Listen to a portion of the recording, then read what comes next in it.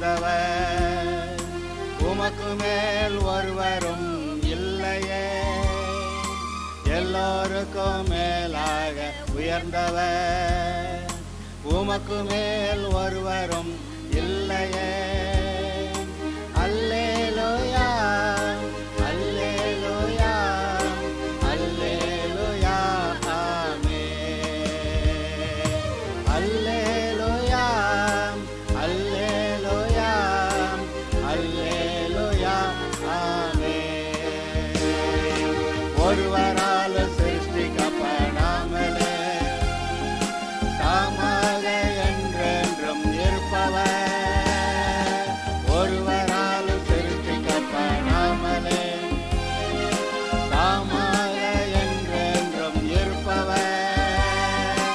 அல்லேலூயா, அல்லேலூயா, அல்லேலூயா, ஆமென். இப்பொழுதும் கூட இயேசுவின் சிலுவை பாடுகள், இரத்தம் சிந்துதல், மரணம், உயிர்த்தெழுதல் ஆகியவற்றின் விசேஷங்களை சுருக்கமாய் நான் உங்களோடு கூட பகிர்ந்து கொள்ள விரும்புகிறேன். ஒருவேளை அநேக தலைப்புகள் மாத்திரம் கொடுக்கப்படலாம். அந்த தலைப்புகளிலே நீங்கள் வேதத்தை வாசித்து ஆராய்ந்து அதற்கேற்ற செய்திகளெல்லாம் நீங்கள் தெரிந்து கொள்ளும்படியாய் நான் வேண்டுகிறேன். ஒருவேளை நான் எல்லாவற்றையும் சொல்லிவிட்டால் அது ஏதோ எல்லாம் சமைச்சு ரெடி பண்ணி சாப்பிட கொடுத்த மாதிரி இருக்கும். ஆனால் நாம் வளர்ந்து வரும்போது நாமே நம்முடைய காரியங்களை கவனிக்கும்படி, நாம் நமக்கான காரியங்களை சமைத்து கொள்ளும்படி, வேணுங்கிறத சமைக்க கர்த்தர் நமக்கு கிருபை கொடுக்குறார் பார்த்தீங்களா. அவைகளை நாம் செய்து கொள்ளும்படி கர்த்தர் நமக்கு அனுகிரகம் கொடுக்கிறார். ஆனால் யாராவது ஊட்டி விட்டால் தான் நான் வளருவேன்னு சொல்ல முடியாது. ஒரு காலத்திலே ஊட்டி விடுகிறார்கள், பிறகு நாமே சாப்பிட வேண்டும், பிறகு ஒரு நாள் வருகிறது நாமே சமைத்து கொள்ள வேண்டும், எல்லாம் வருகிறது. ஆதலால் இந்த வேத வாக்கியங்களை சொல்லும்போது இப்பொழுது சுருக்கமாக தலைப்புகள் போல நான் சொல்லுவேன். ஆனால் ஒவ்வொரு தலைப்பு பற்றியும் நீங்களே உங்களுடைய வீடுகளிலே வேதத்தை வாசித்து அதற்கான அந்த குறிப்புகளை எல்லாம் எடுத்துக்கொண்டு நீங்கள் உங்களை தேவனை அறிகிற அறிவிலே வளர்த்து கொள்ளுங்கள். சுத்த இருதயத்தோட, நல் மனசாட்சியோட, திறந்த மனதோட, தெளிந்த புத்தியோட நீங்கள் கர்த்தரை தேடுவீர்கள் என்றால், அதுவும் இந்த வேத வாக்கியங்களை ஆராய்ந்து பார்க்கும்போது அவைகளில் இருக்கிற ரகசியங்களை கர்த்தர் உங்களுக்கு போதிப்பார். ஏதோ நான் இந்த பின்னணியிலேருந்து வந்துட்டேன், அந்த பின்னணியிலேருந்து வந்துட்டேன் என்றெல்லாம் சொல்லக்கூடாது.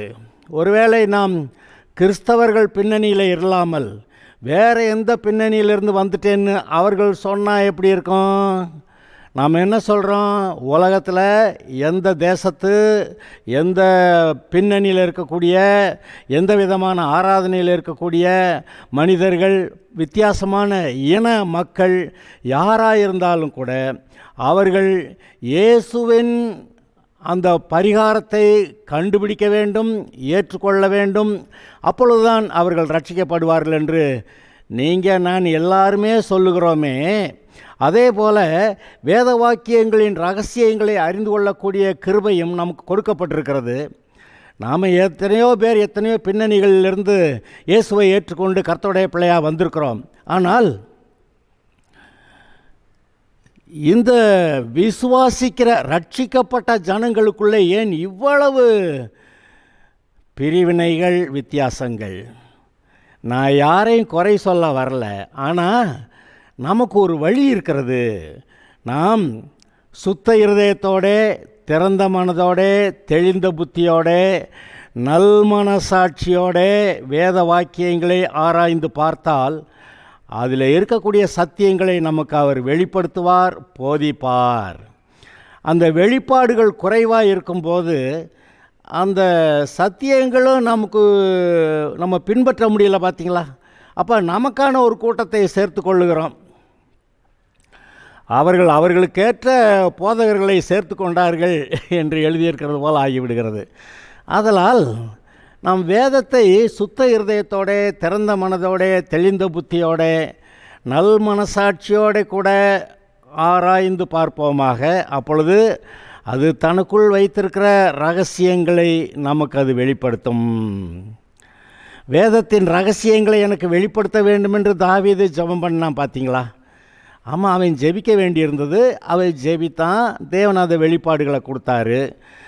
அவன் என்னுடைய இருதயத்துக்கு ஏற்றவன் என்று தேவன் சொல்லும் அளவுக்கு அவன் வாழ்ந்திருந்தான். ஓகே, இப்பொழுதும் கூட இயேசுவின் சிலுவை பாடுகள், இரத்தம் சிந்துதல், மரணம், உயிர்த்தெழுதல் ஆகியவற்றின் விசேஷங்களை பற்றி உங்களுக்கு நான் சொல்லுகிறேன். சுருக்கமாய் சொல்லுவேன். குறித்து கொண்டுவானால் குறித்து வைத்து கொள்ளுங்கள். இல்லாவிட்டால் இதே யூடியூப்பில் இருக்கிறத மறுபடியும் நீங்கள் 2வது தடவை போட்டு கேளுங்க, 3வது தடவை போட்டு கேளுங்க. அது உங்களுக்கு பிரயோஜனம். வேதத்தை ஆராய்ந்து பாருங்கள் என்று சொன்னது யார்? இயேசு. பரிசேயரிடத்தில் சொல்லுகிறார், வேத வாக்கியங்களை ஆராய்ந்து பாருங்கள், அவைகளால் உங்களுக்கு நித்திய ஜீவன் உண்டென்று எண்ணுகிறீர்களே, என்னை குறித்து சாட்சி கொடுக்கிறவைகளும் அவைகளே என்று சொல்லியிருக்கிறார் அல்லவா? ஆதலால் அருமையானவர்களே, இப்பொழுது சபை விசுவாசிகள், ரட்சிக்கப்பட்டவர்கள் எவ்வளோ பேர் ஞாயிற்றுக்கிழமை விசுவாசியா சண்டே மாமான்னு சொல்லுவாங்க. ஞாயிற்றுக்கிழமை சர்ச்சில் அட்டன் பண்ணிட்டு போயிட்டுருப்பாங்க. ஆனால் இந்த வார்த்தைகளை கேட்டுக்கொண்டு இருக்கிற உங்களுக்குள்ளே இந்த வேதத்தை கற்றுக்கொள்ள வேண்டும் என்று இருதயத்தில் பற்றி எரிகிறதே. அந்த எம்மாவூருக்கு போன சீஷர்களிடத்திலே கர்த்தர் வசனங்களை சொன்னபோது அவர்களுடைய இருதயம் கொழுந்து விட்டு எரிந்தது என்று சொன்னார்களே, அதுபோல் கொழுந்து விட்டு எரிகிறவர்களுடைய இருதயங்களை உடையவர்களாகிய உங்களுக்கு நான் சொல்லுகிறேன், இந்த வசனங்களை நீங்கள் கவனியுங்கள். இதன் பின்னணியிலே வேத வாக்கியங்களை ஆராய்ந்து பாருங்கள். தேவன் நமக்கு மறைபொருளாய் எதையும் வைக்க வேண்டும் என்று அல்ல. தேவன் எதையும் நமக்கு மறைபொருளாய் வைக்க விரும்பவில்லை. அவர் சகலத்தையும் வெளிப்படுத்த விரும்புகிறார். ஆனால் நமக்கு தேடுற இருதயம் வேணும். நாம் சும்மாவே இருந்துக்கிட்டு அது பாட்டுக்கு எனக்கு வெளிப்படணும் இல்லை. அவரை தேடும்போது நாம் அதை கண்டடைகிறோம். அங்கே 1 கொரிந்தியர் 2வது அதிகாரத்தில் 9-10 வசனங்கள் என்ன சொல்லுது? இந்த உலகத்து மனிதர்கள், அவர்களுக்கு கண் இருந்தும் காணலை, காது இருந்தும் கேட்கலை, இருதயம் இருந்தும் உணரலை, நான் அவர்களுக்கு ரட்சிக்கப்படுகிறவர்களுக்கு வைத்திருக்கிற எந்த நன்மையும் அவர்கள் அதை பார்க்கலை, கேட்கலை, உணரலை என்று சொல்லிவிட்டு அடுத்து 10வது வசனத்தில், ஆனால் நமக்கோ இவைகள் எல்லாவற்றையும் தேவன் தமது பரிசுத்த ஆவியினாலே வெளிப்படுத்தி இருக்கிறார். எதை?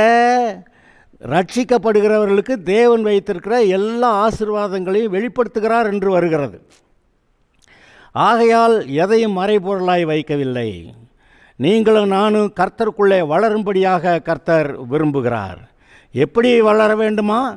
கிறிஸ்துவை போல பூரண புருஷராகும்படிக்கு அப்படின்னு எபேசியர் 4:11 எழுதியிருக்கு, பார்த்தீங்களா? அதுபோல நீங்களும் நானும் வளர வேண்டும் என்று கர்த்தர் விரும்புகிறார். ஆதலால் இந்த வேத வாக்கியங்களை கவனித்து பாருங்கள். அது உங்களுக்கு மிகவும் பிரயோஜனமாயிருக்கும். உங்களுடைய ஆவிக்குரிய ரீதியிலே உங்களை பலப்படுத்தும். உங்களுடைய இருதயத்திலே ஒரு உறுதி இருக்கும். எந்த சூழ்நிலையானாலும் உறுதியாய் கர்த்தரை பின்பற்றி அவருக்கு மகிமையாய் நீங்கள் வாழ முடியும். நமக்கு இருக்கக்கூடியது ஒரே ஒரு வாழ்க்கை. இந்த ஒரு வாழ்க்கையிலே நாம் கர்த்தருக்கு மகிமையாக வாழ்வது அது மட்டுமே சரி, மற்ற எதுவும் சரி அல்ல என்பதை நான் இப்பொழுது தெரிவித்துக் கொள்ள விரும்புகிறேன். நான் இப்பொழுது இதை பற்றி சொல்லலாம். எது? இயேசுவின் சிலுவை பாடுகள், இரத்தம் சிந்துதல், மரணம், உயிர்த்தெழுதல் ஆகியவற்றின் விசேஷங்கள். நம்பர் 1, இயேசுவின் சிலுவை பாடுகளும் இரத்தம் சிந்துதலும் மரணமும் உயிர்த்தெழுதலும் இல்லாவிட்டால் கிறிஸ்தவமே கிடையாது. இயேசு கிறிஸ்து நமக்காக மரித்தார், உயிர்த்தெழுந்தார் என்ற இந்த விஷயத்தை மாத்திரம் பைபிள்லேருந்து எடுத்துட்டிங்கன்னா மீதி மொத்த பைபிளும் வேஸ்ட்டு. அது நம்மை ரட்சிக்காது. ரட்சிப்பு எதிலே உண்டாகிறது? இயேசுவானவர் நம்முடைய பாவங்களை தன்மேல் ஏற்றுக்கொண்டு அந்த தண்டனையை சகித்தார், மரித்தார், பிறகு 3ஆம் நாள் உயிர்த்தெழுந்தார். அதில் தானே ரட்சிப்பு இருக்கிறது. ரட்சிப்பை பற்றி அப்போஸ்தலனாகிய பவுல் சொல்லும்போது நான் இங்கே இதை உங்களுக்கு வாசிக்கிறேன். 1 கொரிந்தியர் 15 ரட்சிப்புன்னா என்னன்னு சொல்லி கர்த்தர் தனக்கு சொன்னார்னு நீங்கள் அதை வாசிக்கலாம். 1 கொரிந்தியர் 15 1 முதல் 3 வசனங்களை வாசிக்கிறேன். அன்றியும் சகோதரரே, நான் உங்களுக்கு பிரசங்கித்த சுவிசேஷத்தை மறுபடியும் உங்களுக்கு தெரியப்படுத்துகிறேன். நீங்களும் அதை ஏற்றுக்கொண்டு அதில் நிலைத்திருக்கிறீர்கள். நான் உங்களுக்கு பிரசங்கித்த பிரகாரமாய், பாருங்க, நான் உங்களுக்கு பிரசங்கித்த பிரகாரமாய் நீங்கள் அதை கை கொண்டிருந்தால் அதனாலே நீங்கள் ரட்சிக்கப்படுவீர்கள். மற்றபடி உங்கள் விசுவாசம் விருதாவாயிருக்குமே.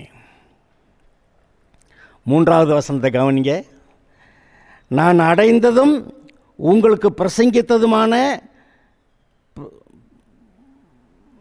நான் அடைந்ததும் உங்களுக்கு பிரதானமாக ஒப்புவித்ததும் என்னவென்றால், நான் அடைந்ததும் உங்களுக்கு பிரதானமாக ஒப்புவித்ததும் என்னவென்றால், கிறிஸ்துவானவர் வேத வாக்கியங்களின்படி நமது பாவங்களுக்காக மரித்து அடக்கம் பண்ணப்பட்டு வேத வாக்கியங்களின்படி 3ஆம் நாளில் உயிர்த்தெழுந்து கேபாவுக்கும் பின்பு 12 பேருக்கும் தரிசனமானார்.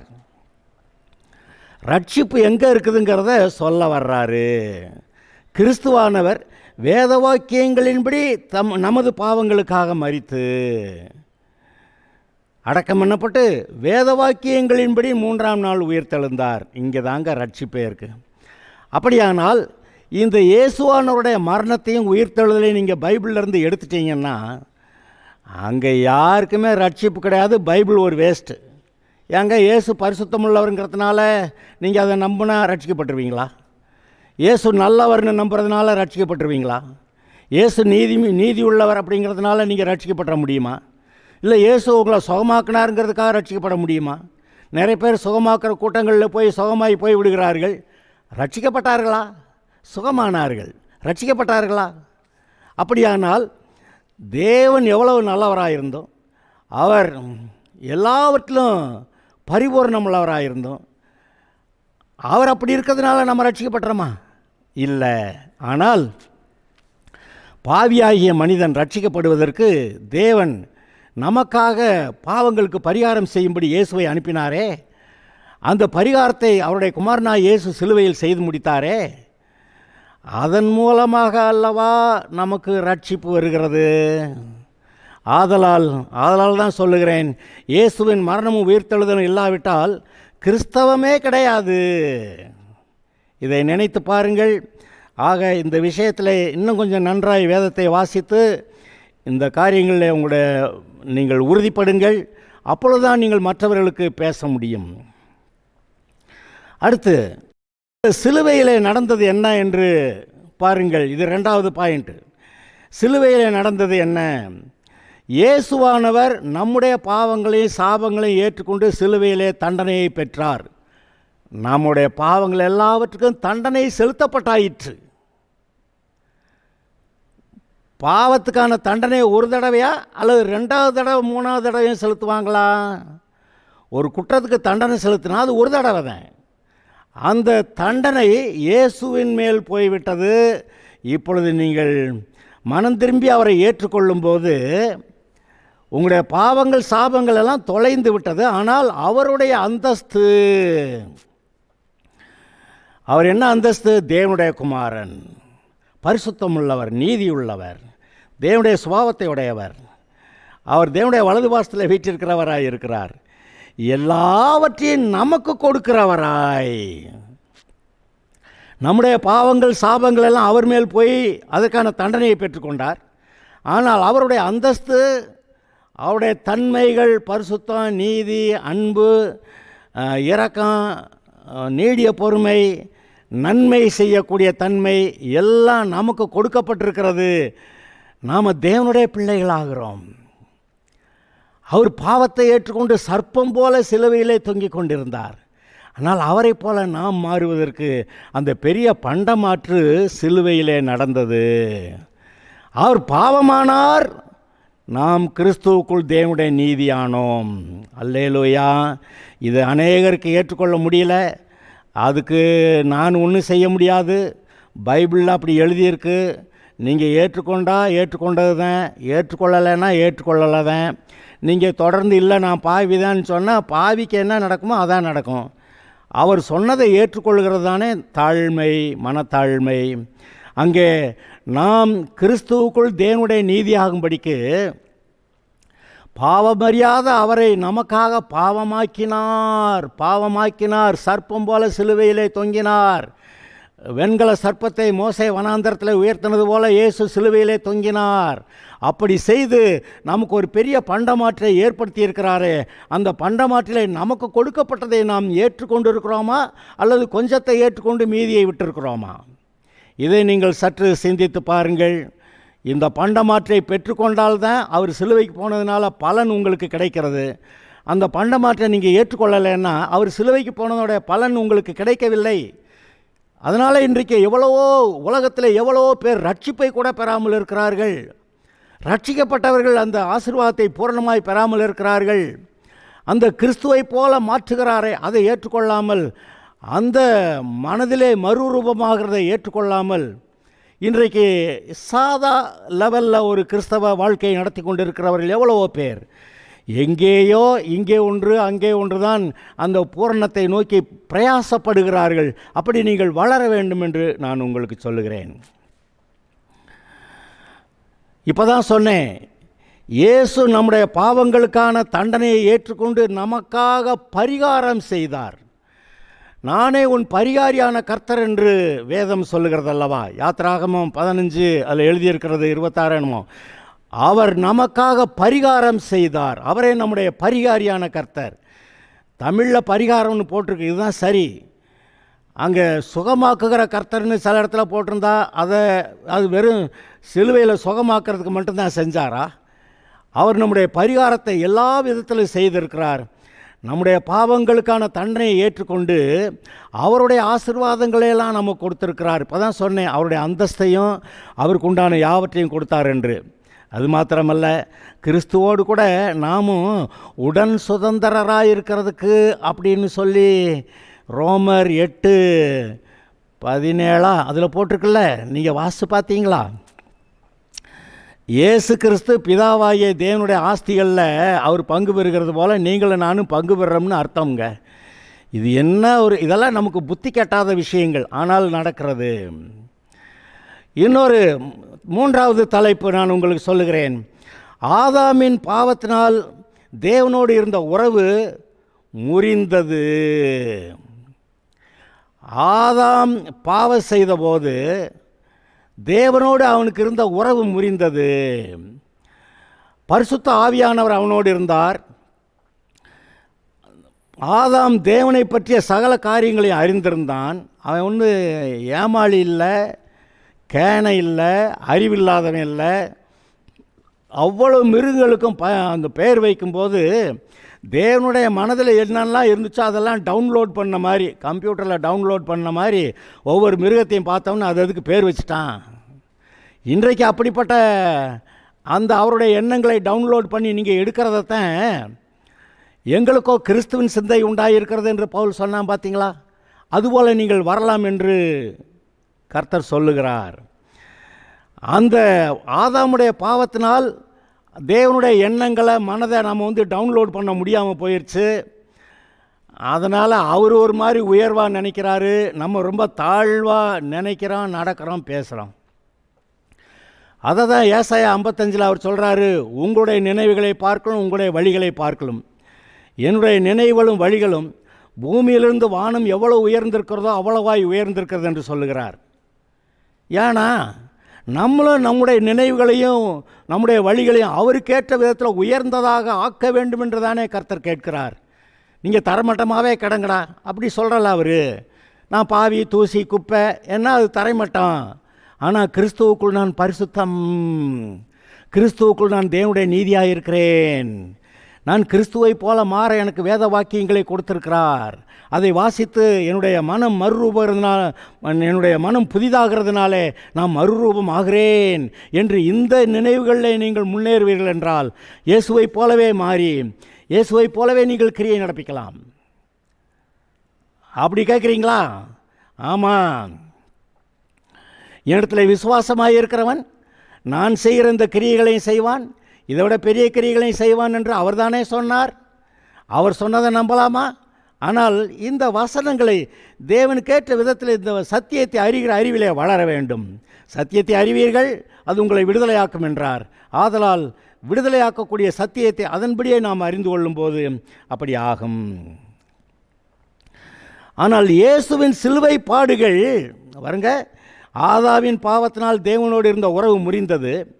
ஆனால் இயேசுவின் சிலுவை பாடுகள் நமக்கு தேவனோடு மறுபடியும் நல்ல உறவை ஏற்படுத்துகிறது. நல்ல உறவு என்னன்னா, தேவனுடைய குமாரன்ற அந்த அளவில் நாம் கிறிஸ்துவுக்குள் தேவனுடைய குமாரனாய் குமார்த்திகளாய் இருக்கிறோம். தேவனோடு கூட ஐக்கியம் கொள்ள பரிசுத்த ஆவியானவரை நமக்கு தந்திருக்கிறார். இயேசு மரித்து உயிர்த்தெழுந்த பிறகு சபை ஆரம்பிக்கப்பட்ட அந்த 50வது நாள், அந்த நாளிலே என்ன நடந்தது? பரிசுத்த ஆவியானவர் இறங்கினார். அந்த பெந்தகோஸ்தே நாளில் பரிசுத்த ஆவியானவர் இறங்கி விசுவாசிகளை நிரப்பினார். அது முதல் தேவன் நம்மோடு இருக்கிறார். இம்மானுவேல், தேவன் நம்மோடு இருக்கிறார். பரிசுத்த ஆவியானவர் தேவனை பற்றிய வெளிப்பாடுகளை கொடுக்கிறார் என்று சொன்னேன். அது மாத்திரமல்ல, பரிசுத்த ஆவியானவர் வருங்காரியங்களை நமக்கு அறிவித்து, அது மட்டுமல்ல, பரிசுத்த ஆவியானவர் சகல சத்தியத்தில் நம்மை நடத்துவார் என்று எழுதியிருக்கிறதா இல்லையா? அப்படியானால் வெளிப்பாடுகளை தந்து வருங்காரியங்களை அறிவித்து, தேவனை பற்றிய வெளிப்பாடுகளை தந்து நம்முடைய வாழ்க்கையில் வருங்காரியங்களை அறிவித்து நம்மை வழி நடத்துகிறார். ஆம், அதை நாம் பெற்றுக்கொள்ள வேண்டும். அப்படியானால் பரிசுத்த ஆவியானவர் தேவனுக்கு நமக்கு நடுவில் ஒரு பாலமாக அமைந்து அவருடைய காரியங்களையெல்லாம் நமக்கு கொண்டு வருகிறார். தேவனோடு கூட நாம் இணைக்கப்பட்டிருக்கிறோம். தேவனுடைய ஆசீர்வாதங்கள், நன்மைகள், அபிஷேகம் எல்லாம் நமக்குள்ளே வருகிறது. ஆம் அருமையானவர்களே, அதாவது தேவனோடு கூட நல்ல உறவு இருக்கிறதை நீங்கள் அங்கீகரிக்காமல், இருதயத்தில் எங்கேயோ ஓட்டம் இருக்குது, அது சரியில்லை, இது என்னமோ சொல்லுது, எதையும் சொல்லக்கூடாது. உங்களுடைய இருதயம் கர்த்தருக்கு முன்பாக செவ்வையாய் இருக்க கடவுது. கர்த்தருக்கு முன்பாக சரியாய் நம்முடைய இருதயம் நிற்க கடவுது. எதாவது குறை சொன்னால் அது குறைகிற வியாபாரத்தை வெளியேற்றுங்க. எதை விடணுமோ விடணும், எதை பிடிக்கணுமோ பிடிக்கணும். அதனால் கர்த்தருக்காக வாழ்வோம். கர்த்தர் உங்களை நன்றாக வாழ வைப்பார். அடுத்து, இந்த கிறிஸ்துவின் சிலுவை பாடுகளை, மரணத்தை பற்றி பேசி கொண்டிருக்கிறோமா? 4வது பாயிண்ட் சொல்கிறேன். லேவியராகம பலிகள் என்னென்னது? சர்வாங்க தகன பலி, போஜன பலியை இப்போக்கி விட்டுறலாம். 2வது இப்போ சர்வாங்க தகன பலி, அப்புறம் சமாதான பலி, பாவ நிவாரண பலி, குற்ற நிவாரண பலி. இந்த 4 பலிகளிலும் ரத்தம் சிந்தப்படுகிறது. போஜன பலியில் மட்டும் ரத்தம் சிந்தப்படலை. ஆனால் அந்த போஜனத்துக்கான அந்த மாவு திப்பி இல்லாமல் அரைக்கப்பட வேண்டும். அப்படியா இயேசு அரைக்கப்பட்டார், அதை நம்ம அது பேசிக்கலாம். ஆனால் இந்த சர்வாங்க தகன பலி, சமாதான பலி, பாவ நிவாரண பலி, குற்ற நிவாரண பலிகளிலே ஆடு தலை துண்டிக்கப்பட்டது, ரத்தம் சிந்தப்பட்டது. அதில் 2 முக்கியமான விஷயங்களை கவனிக்க வேண்டும். அந்த மனிதனுடைய பாவம் ஆட்டின் மேல் போகிறது. எப்போ இவன் போய் அந்த ஆட்டு தலையில் கையை வச்சுட்டு அப்புறம் தான் அந்த ஆட்டை கொள்ளுவானா. அப்போ இவன் கையை வைக்கிறப்ப இவனுடைய பாவமெல்லாம் அங்கே போகுதான். அந்த ஆட்டுக்குட்டியில் இருந்த நீதியெல்லாம் இவனுக்கு வந்துருச்சான். அது மாத்திரமல்ல, அந்த ஆட்டின் மாம்சம் அந்த தகன பலிபீட மேடையில் முற்றிலுமாய் தகனிக்கப்படும். மாம்சத்தின் கிரியைகளாவன, அதை நினச்சி பாருங்க. அந்த மாம்சம், நம்ம சரீரத்தை சொல்லலை நான். இந்த சரீரம் தேவனுக்காகவும் செயல்படலாம், இந்த சரீரம் பிசாசுக்காகவும் செயல்படலாம். ஆனால் இந்த ஆதாமுடைய வம்சவழியில் வந்த எல்லா மனுஷர்கிட்டையும் அந்த பாவம் தானே சரீரத்திலேருந்து வெளிப்படுது. எல்லோரும் பாவிகளாக இருக்காங்கல்ல. அதனால் அந்த பாவ மாம்சம் சுட்டெரிக்கப்படுகிறதை அங்கே காட்டுகிறது. அந்த மனிதனுடைய பாவங்கள் ஆட்டு மேலே போகுது, அந்த ஆட்டுக்கிட்ட இருந்த நீதி பரிசுத்தமெல்லாம் இவனுக்கு வருது. அந்த ஆடு யார்? இயேசு. அந்த அந்த அப்படி இவனுடைய பாவம் அங்கே போய் அந்த ஆட்டோடைய நீதி இவனுக்கு வந்த பிறகு அந்த மாம்சம் சுட்டெரிக்கப்படுகிறது. அது தேவனுக்கு சுகந்த வாசனையான பலி என்று எழுதியிருக்கிறது. உண்மையா இல்லையா? அப்படியானா நமக்குள்ளே இருக்கிற மாம்சமும் சுட்டரிக்கப்பட நம்ம இடம் கொடுக்கணும். இன்றைக்கி நமக்குள்ள மாம்சத்தின் கிரியைகள் வர பார்க்குது, இந்த வர்றேன் அப்படிங்குது. அப்பாலே போ சாத்தானேன்னு நம்ம அதை விலைக்கு நம்முடைய மனம், நம்முடைய இருதயம், நம்முடைய மனம், நம்முடைய சரீரம் தேவனுக்கு, கர்த்தருடைய ஆவியானவருக்கு கீழ்ப்படிந்ததாய் நாம் ஆவிக்கேற்றபடி நடக்கும்போது மாம்ச இச்சையின் மாம்ச கிரியைகளுக்கு இடம் கொடாமல் இருப்போம் அப்படி எழுதியிருக்கு இல்லையா? ஆமாம், அதை அந்த லேவியராகம பலிகளில் அந்த எல்லா பலிகளையும் கிறிஸ்துவையே காட்டுகிறது. உண்மையா இல்லையா? ஓகே, அடுத்து 5வது பாயிண்ட் சொல்கிறேன். இயேசுவின் சிலுவை தேவ அன்பை நமக்கு வெளிப்படுத்துகிறது. யோவான் 3:16 எப்படி வாசிக்கிறோம் அதை? தேவன் தமது ஒரே பேரான குமாரனை விசுவாசிக்கிறவன் எவனோ அவன் கெட்டு போகாமல் நித்திய ஜீவனை அடையும்படிக்கு அவரை தந்தருளி இவ்வளவாய் உலகத்தில் அன்பு கூர்ந்தார். எவ்வளவாய்? சிலுவை பாடுகளை பார்க்கணும். சிலுவையை பார்த்தால் உங்களுக்கு தெரிய வேண்டும், அவர் சொல்லுகிறார், இவ்வளவாய் நான் உன்னிடத்தில் அன்பு கூர்ந்திருக்கிறேன். அதை நீங்கள் நினைத்து பாருங்கள். எவ்வளவாய் நம்மிடத்தில் அன்பு கூர்ந்தார்? தன் உயிரை கொடுத்தார். சும்மாவா? அவ்வளோ வேதனைகள், பாடுகளோடு ரத்தம் சிந்து, தலையில் முள்முடி, முதுகெல்லாம் காயம், கைகளில் கால்களில் ஆணி அறைந்தது, விழாவிலே குத்தியது, தாடியை பிடுங்கினது, முதுகெல்லாம் உழுது போட்டது என்று சொல்லப்படுகிறது. அவ்வளவை தாங்கி கொண்டு சிலுவையை தூக்கி கொண்டு சுமந்தார். அவர் தூக்க முடியலன்னு இன்னொருத்தனை சுமக்க விட்டாங்க. அங்கே போய் 2 கள்வர்கள் மத்தியில், அது கேவலப்படுத்துறதுக்காக 2 கள்வர்கள் எதுக்கு? அவங்க செஞ்ச பாவங்களுக்காக அவங்க தண்டனை அனுபவிக்கிறார்கள். ஆனால் இவரை கேவலப்படுத்தணுங்கிறதுக்காக அங்கே 2 கள்வர்கள் மத்தியில், கள்வர்கள் நடுவில் இவரும் கள்வரோட கள்வராக அப்படின்ற மாதிரி மிகவும் கேவலப்படுத்தினார்கள். அது மாத்திரமல்ல, அவர் நிர்வாணமாய் சிலுவையில் அறையப்பட்டிருந்தார். ஆதாம் பாவம் செய்தபோது தான் நிர்வாணி என்பதை கண்டு ஐயோ வெட்கமாக இருக்கிறது என்று அத்தியலையில் எடுத்து தைத்து கொண்டிருந்தான். அந்த நிர்வாணத்தை போக்குறதுக்கு அவனால் முடியாது, வேறு எத்தனை இலை எடுத்து தைச்சாலும் முடியாது. ஆனால் இயேசு தன்னை பலியாக கொடுக்கிறார். அந்த ஆட்டோடைய தோல் உடை இவனுக்கு கொடுக்கப்படுகிறது. அந்த நிர்வாணம் மூடப்பட்டது, அந்த கேவலம் மறைக்கப்பட்டது. ஆமர்மையானவர்களே, சிலுவையிலே அங்கே தேவன் நம்ம இடத்துல எவ்வளவு அன்பு கூர்ந்திருந்தால் நம்முடைய கேவலங்களை எல்லாம், வெட்கத்தை எல்லாம் அவர் அங்கே நிர்வாணமாய் சுமந்து, நம்ம வெட்கப்படுறதெல்லாம் அங்கே போயிடுச்சு. நம்ம எதில் வெட்கப்படுவோம்? இந்த காரியத்தை அங்கே சொல்லிடாத, வெட்கமாக இருக்குது, அந்த வெட்கத்தை எல்லாம் அவர் சுமந்துட்டாராம். நீங்கள் you can B A open book.